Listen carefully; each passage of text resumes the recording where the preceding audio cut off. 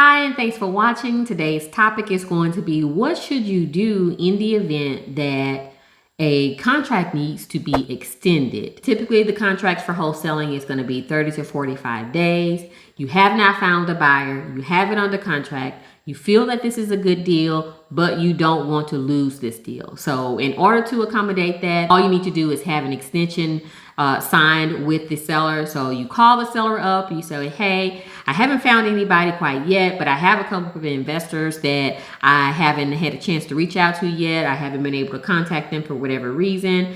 Would you be willing to sign an additional 10, 15, or even another 30 days in order for me to try and find a buyer for you?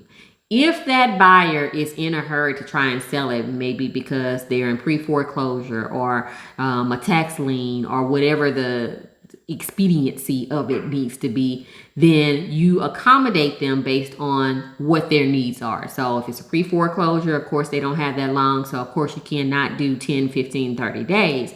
You may need 2 days, 3 days, okay? If they have time, it's been on the market, it failed on the actual open market, and they came to you for it, then you may actually have a better amount of time to be able to accommodate these specific type of sellers. So you may be able, in that event, to do a 10, 15, 30 day, or even a 60 day. It just depends on what the seller is willing to do. Here's an example of an extension agreement. All you have to do is put the date, the time, the property, the time frame, the extension that is needed in it, and whatever other extension information that you need to put in there. So this accommodates you, this accommodates the seller. You want to make sure that you have it in writing, and that's basically it. If you have any questions, feel free to drop them down in the comments. Thanks, and talk to you soon.